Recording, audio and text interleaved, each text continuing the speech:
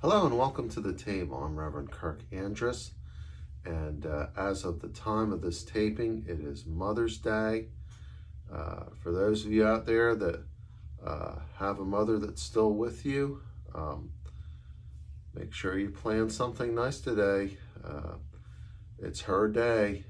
Make sure that you do what you can to make her day special.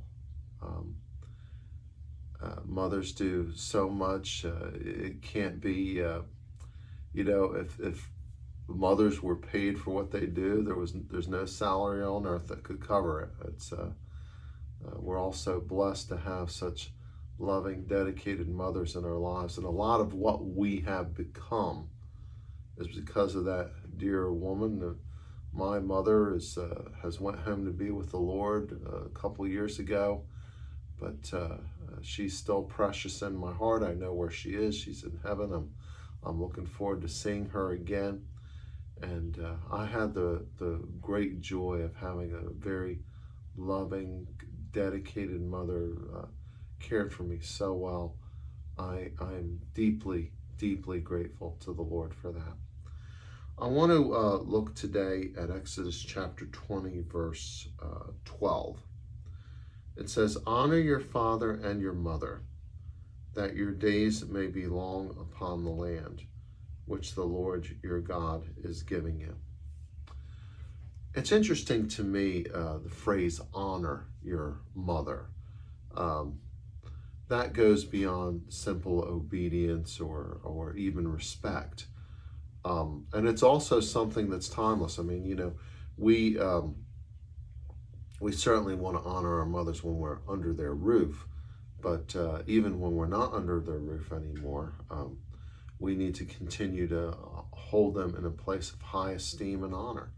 I know when I lived away from my mother for a long time. I was out of the house when I was 22 years old, and but even though she didn't have really a directive role in my life anymore, she had an advisory role. And I always respected the fact that she was my mother, that she had counsel for me. I always talked to her with respect. I tried my best to address her in a way that acknowledged the position she had in my life. There's still even though that person may not be directing your life anymore, as far as telling you to get up and brush your teeth and eat your vegetables, all that kind of stuff. They're still in an advisory role, and we need to honor them. We need to honor them with our time. It's very easy when we get busy with our own lives to forget about that mother. Many of our mothers have lost their husband. Our fathers went home to be with the Lord, and they're alone. And it's important that we honor them by caring for them, by doing what we can to make their life better.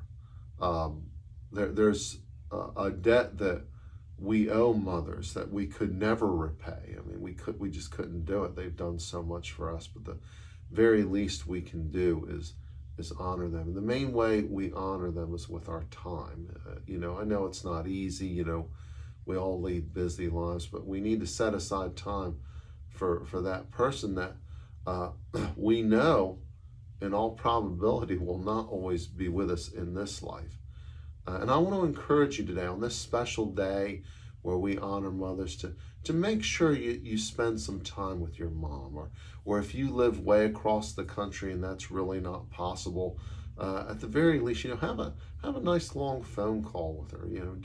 Do something nice for her. Show her, or FaceTime her, or Skype her. There's so many things we can do nowadays, but really make an effort to show your mother that you love her, that you care for her, and that you honor her.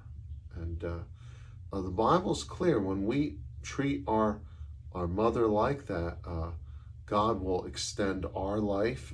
You sow what you reap. I'm sorry, you reap what you sow. And That includes how we treat our mom, how we treat our parents in general. We want our children, when we get a certain age, to treat us with respect, to remember us, to honor us.